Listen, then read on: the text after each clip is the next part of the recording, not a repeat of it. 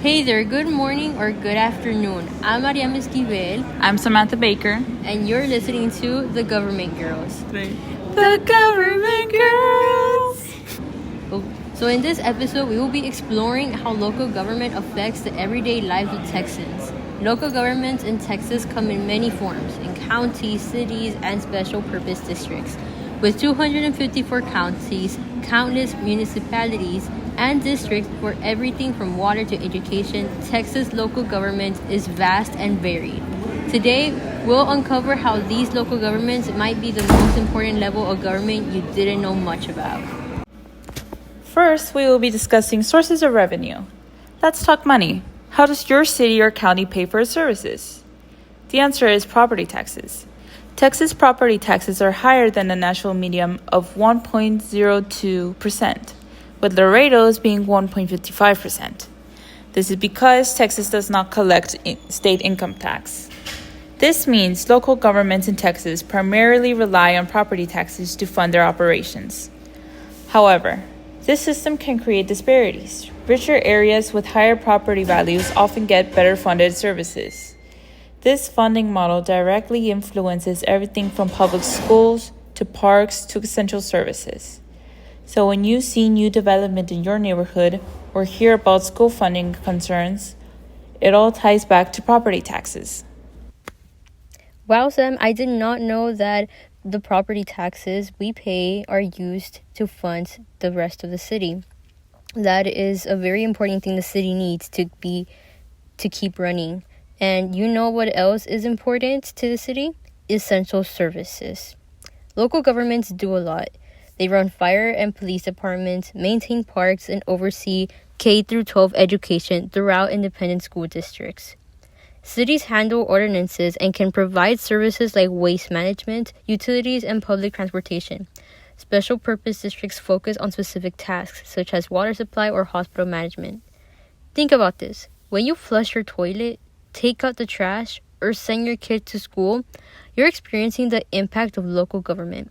These services are a crucial part of daily life, yet we often take them for granted. For example, in Laredo, the city oversees UISD and LISD, so United Independent School District and Laredo Independent School District.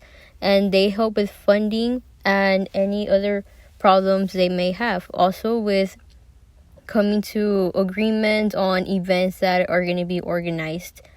And they provide the utilities and everything that's needed for students to be in school every single day and to get to school every day through school buses.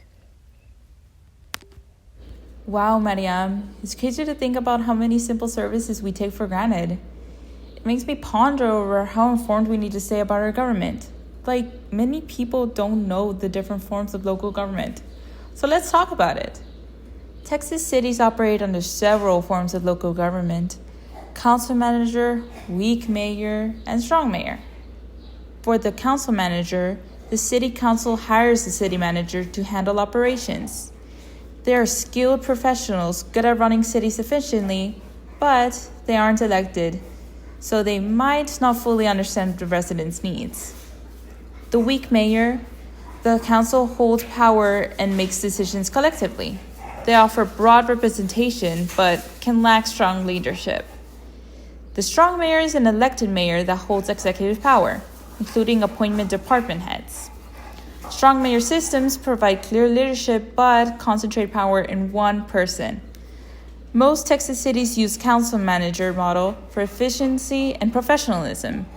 Most medium to large Texas cities, including Laredo, use the council manager model characterized by a weak mayor system. Although Laredo uses the council manager model, and that means that people living in Laredo should participate more, that's not what happens. Despite local government being the level of government people interact with the most, local elections in Texas have notoriously low turnout.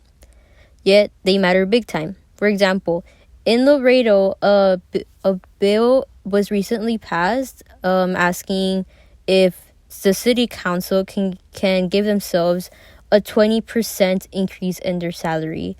And that was a very important situation where people had to go out to vote and we didn't. So Texas does have a notorious reputation for having low citizen engagement.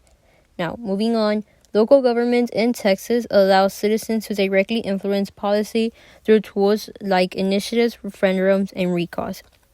And that means that citizens can propose new laws, voters can decide on existing or proposed laws, and that citizens can remove elected officials from office if they want to.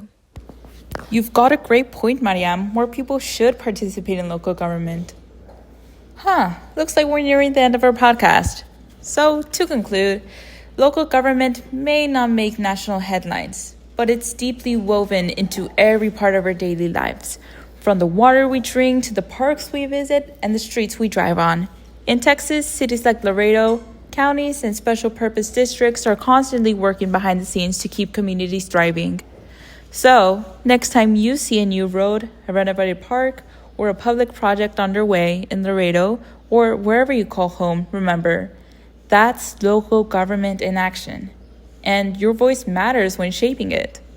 Stay informed, stay involved, and be a part of building a stronger Texas, one community at a time. Thank you for listening to The Government Girl.